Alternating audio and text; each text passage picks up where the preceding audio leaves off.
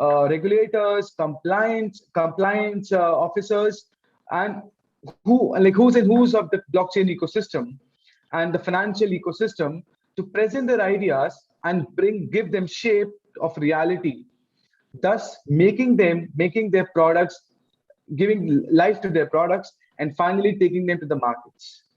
All of this would be happening in less than 2 months of time. So if to conclude, I would say from a dream to a reality in 60 days. That's how I would like to, let's say, submit my introduction to TDeFi BizThon. The prize money is of $1 million, and we have 5 tracks. One of them, like CFi, DeFi is one of them. Then second is gaming. The third would be on NFTs and social networks. The fourth would be on sustainability and social impact, and the fifth would be blockchain everything, which is anything on blockchain. And now with this, this was a brief introduction about TDeFi BizThon. If you guys have any questions about this, please go to our chat box, put your comments, put your questions. It is being broadcasted live on YouTube, so you can put your comments on YouTube as well. The applications are open for another 7 days, so you just have 7 days. Just submit your ideas. You will get the time to build the product as well. There are 3 rounds: the idea round, the MVP round, and the final presentation round. You will be presenting a product at a global stage at GITEX, which is one of the largest technology events of the world, which would be attended, which is predicted to be attended by 150,000 people. So I think this is an opportunity for you guys to take your dreams to reality. With this, I would like to invite our esteemed panelists for today. Jamie Thompson. He's the CEO and founder of Vulcan Forged. I won't take a lot of time for his introduction. Rather, I would invite him to introduce himself to our audience. Welcome, Jamie. Thank you very much. It's lovely to be here. Yeah, so I'm the CEO of Vulcan Forged. We're a game studio first. We started, I think, a couple of years back with a very small digital art NFT site. That was before NFTs went absolutely crazy. So we've had the chance to be in the NFT game for quite a long time now. And then we grew to, pretty much a fully fledged game studio with about 9-10 games to our roster now, all focused on blockchain and NFTs. As you can see behind me is Vulcan Verse, which is one of our, it's the biggest game we have to our roster. I guess it's what you would define as the metaverse now. But yeah, we're a blockchain game studio. We're based in Greece. There's 12 of us in-house here. There's about 42 of us in the whole company around the world.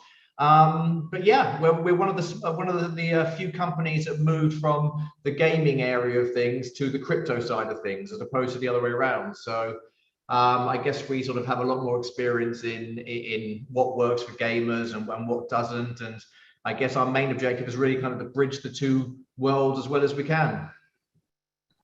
Wow, great. So you have been a great contributor, not only as a project, but then as a game studio, you have been helping a lot of other projects as well.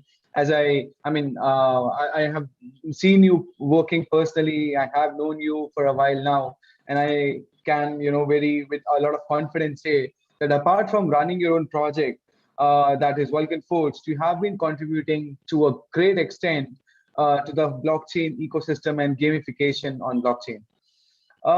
So to begin with, what are your thoughts on blockchainizing a game, let's say a game, or if I put it correctly, how do you see evolution of metaverse and games on blockchain? Yeah, well, it's a big question. It's hard to sort of delve straight into it without sort of defining a few things first. I mean, the whole concept of metaverse, I think some people sort of confuse this idea of what it means. I mean, the word metaverse actually was based on an old science fiction novel, I think in the 90s or 2000s, Snow Crash or Snow something. And the idea, and it was based on this idea of avatars interacting with a future 3D self. So metaverse itself just means a world which is based in the future. But because we've got all these NFTs now, which have metadata included, people think that it's directly associated with blockchain games only. Well, it's not. A metaverse could be, you know, anything. Ready Player One. It could be World of Warcraft. It's just sort of something which has future technology involved in a virtual world. And now we're in the time of blockchain gaming and NFTs. I'd say this is the pinnacle, the peak of where we are in terms of what game technology can do. Because what it's doing is it's transcending the sort of idea of gaming where you just go in to play for fun. And, you know, you can have incredible games and, you know, there are thousands, millions of games out there, but it's making it very tangible and very real, because you've got real world currency, you've got cryptocurrency, which is an economy. So you're actually putting an economy into a game, which automatically changes everything. You're not playing for hit points and experience points anymore. You're playing for real money, whether that's play to earn or renting or owning. It completely flips a coin on what the game is. And the second thing is, of course, NFTs, you know, the idea of blockchain ownership, where you don't just get a sword for your avatar and slay a few dragons, and when you load in, it's gone. You have that NFT, it's worth something. There are only 100 of them. So you've now got this kind of conjoining, and of course, as mass adoption sort of improves for users, as people are joining blockchain a lot faster and easier, as they're putting aside that toxic stigma attached to, you know, cryptocurrency, we're getting this influx of masses. As they are, we're getting this sort of this meeting of gaming and economy coming in. So that's where we are right now in terms of, I think when people say this is the year of the metaverses, we've had the NFT hype, and now people are trying to move that NFT and economy and currencies into the game area. And I guess Vulcan Verse and Berserk and Forgery, all our games, they're very heavily play to earn. So the more you win, the more you earn. I mean, Vulcan Verse, you know, you can build your own land, you can fight, you can forage, you can do all these kind of World of Warcraft things, but you sort of earn money as you do it because you can stake and you can get rewarded. So that's where I think we are with the metaverses. The trouble is, it's like this has never been done before. I'm not saying us, I mean, in general, there hasn't really been a combination of good gaming and crypto economies. And who knows? I mean, of course, it's very easy for me to say, this is the future. It's going to combine both industries. You know, the 200 billion gaming industry is going to come in. The 200 billion crypto industry is going to come in. It's going to be this 400 billion, you know, enterprise. But I think the main problem, I think we're finding, and a lot of metaverses will find, is that a user plays a game because they want to have fun. A user invests in cryptocurrency because they want to make money. So when you combine the two, you're either adding value to both sectors and combining them and synergizing, make something incredible, or you're mixing them a little bit. I mean, you know, are people playing these games because they are having fun? Or once you add money, are they just doing it because they want the money? In which case the gaming is totally irrelevant. Now, of course, I wouldn't be here where I am if I believed the former. I believe the latter. I do believe that there is space for, you know, being able to play your game and earn money. And I think that's where we are with the metaverses now. We are combining gaming with a real world economy. Wow, that was a very brilliant, I think, you know, use case that you shared with our listeners about how cryptocurrencies and blockchain has actually helped the gaming industry for a mass adoption. Because when you include the real movement of the economy in these games, that incentivizes people to put their time and efforts and then not only play for fun, but also play this as a profession and play this as for real money. That's amazing. So with this, I think if you look at, you know, the last 1 year and how the NFTs and have evolved, how the metaverse have evolved, we have seen some good startups and the good companies evolving in the metaverse ecosystem. What suggestions or what sort of some ideas would you like to share with our aspiring participants that are building in metaverse? You know, are there any challenges that exist today that these people and these participants can look out to solve and put up a real good product for and contribute to the ecosystem? And and if you would like to share some ideas. Sure. I mean, obviously, cover the basics. You want easy onboarding. You've got to accept the fact that we are long beyond the time of just, decentralize this, decentralize that, MetaMask this, code this. You want an easy onboarding process where people who are non-crypto friendly are used to jumping on board. You want something novel, you want something unique, which hasn't been done before. And you're very lucky if you're thinking of doing a metaverse, because it's basically an uncolonized world right now. It's like the internet has just been invented and everyone's going for it. But regarding challenges, this is what brings me back to my original point, is you've got to work out your target audience. If you're going for gamers, then you've got to make a good game. If you're going for crypto investors, then you've got to provide a route of investment for what they're doing, because they just want money in that case. So then you ask yourself, what do you even need a metaverse? I mean, if people are just caring about staking and earning and all this kind of stuff, then you may as well just create a debt if that's your target audience. But yeah, I think the hardest challenge for anyone creating a metaverse will be getting that balance right between attracting both communities. Second Life was wonderful because it proved that people want to escape into a virtual world. That model was proven, so we know people want to sort of escape and have this second life somewhere. Then we had World of Warcraft, which is of course it proves an already proven model of gaming. People like fantasy and gaming and such. And then we had sort of Decentraland, which was kind of the first time where people owned their land, and that was a real groundbreaker, because it sort of used NFTs with the world. Now, there's no point sugarcoating it, and the fact that Decentraland has zero gameplay and it's not the most exciting thing in the world, and that's why it's very empty. And but just that idea of ownership, it was a proven model, it worked. Then you have Sandbox and you have Minecraft, which are sort of two places where people build and they enjoy building. Now, Minecraft is the real thing for me. That was the shocker for me, that people sort of enjoy building without NFTs, without owning, without anything. They like to show off their creativity. So that's how we came up with Vulcan Verse, where you can actually, it's sort of a fantasy version of Minecraft, where you can build your own, temples, castles, fantasy scapes. But you have a sort of idea of Decentraland where you own the plots you do. And then, of course, we're sort of implementing World of Warcraft gameplay into it. So what Vulcan Verse is doing is trying to tie all these genres together. But will it work? We can only hope. I mean, as I said before, the unknown is that whether gamers care about owning things and care about an economy, or they just want a game, and whether or not crypto investors care about a game at all, and they just want to make money. I mean, look at Axie Infinity or some other games that they're hardly Cyberpunk 2077, but they're incredibly popular because you can make money on play to earn. So I think we'll see a lot of metaverses coming out now, which are trying to combine both industries, and I think that's where the future is. Yeah, I think it really is sort of joining them together. Wow. Yeah, you rightly said that some metaverse is the future now.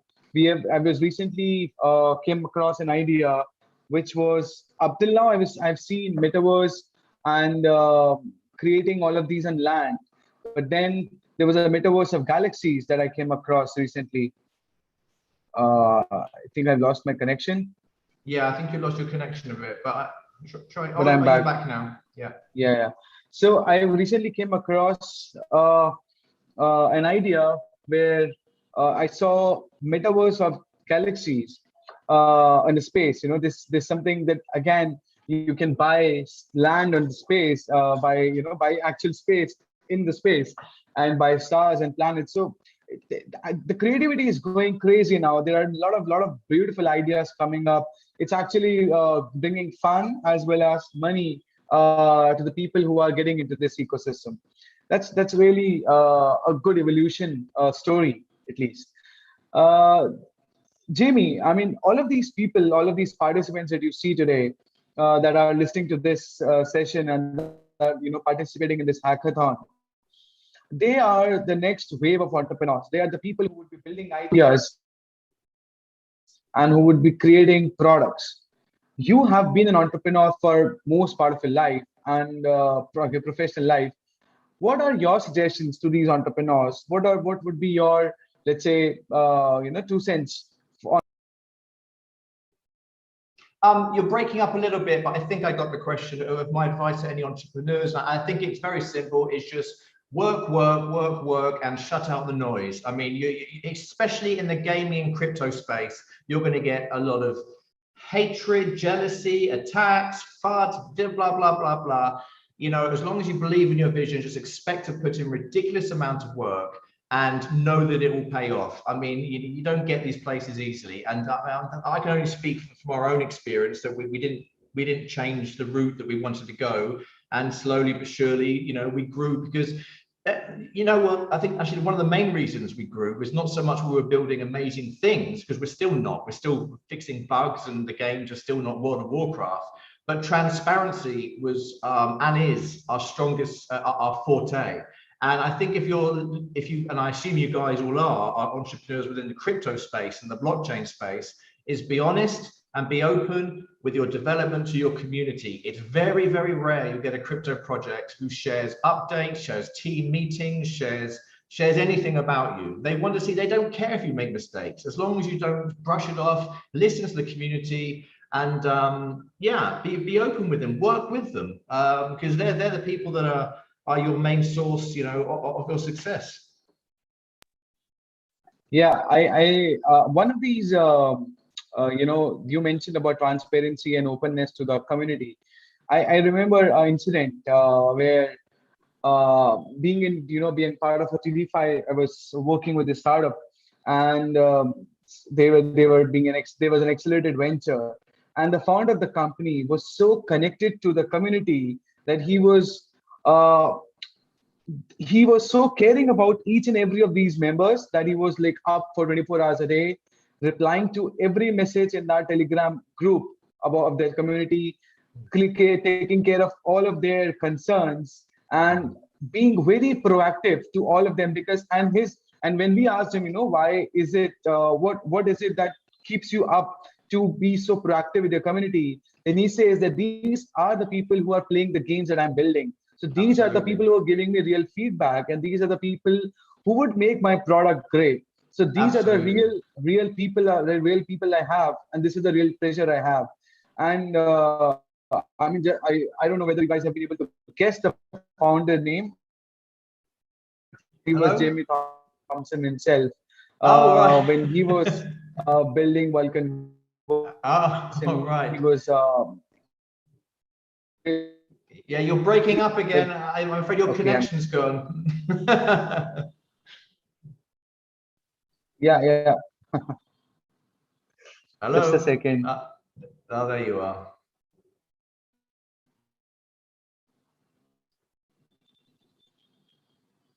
Then I guess I'm sorry for this glitch.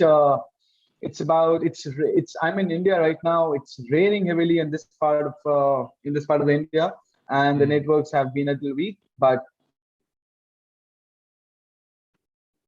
yeah, I think you're gone again. I think it. Yeah, I think I'm back. Yes, yeah, I'm back.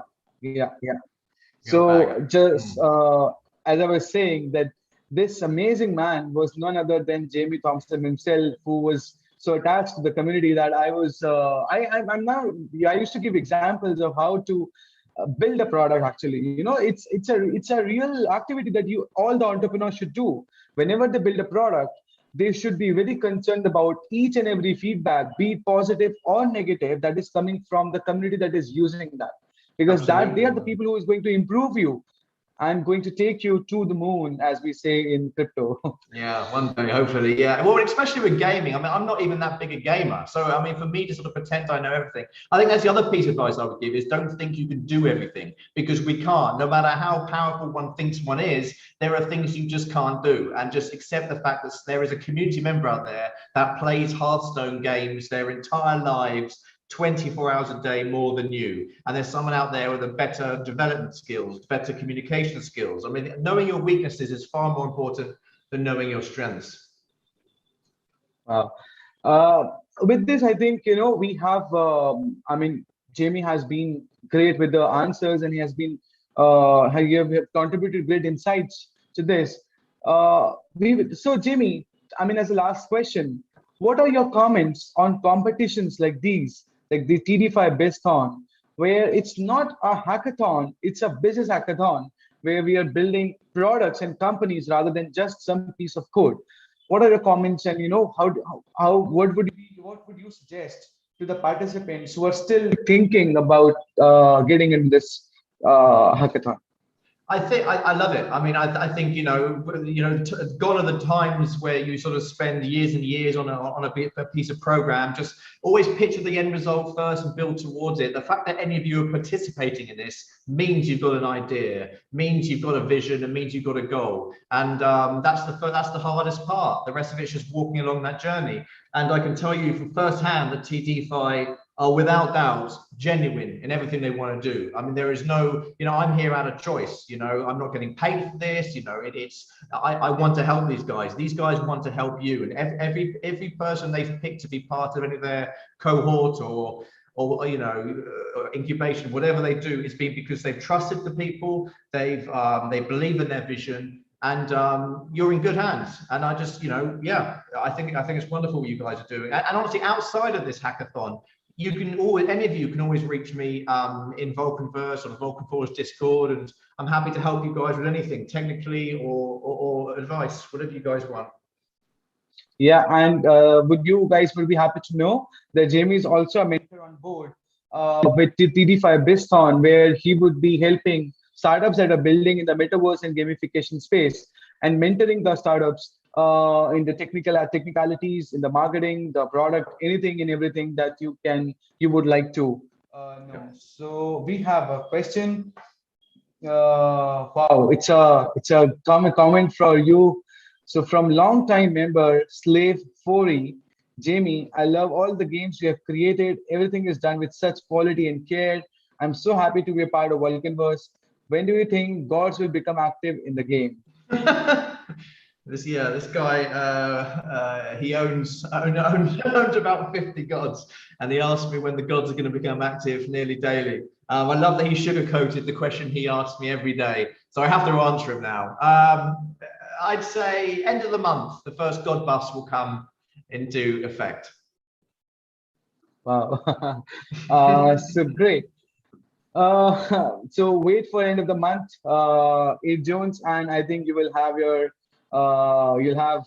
you'll see what you are thinking of, and since your belief in the product is so strong, the law of attraction is now working. Yeah. With this, I would now like to close the session for today.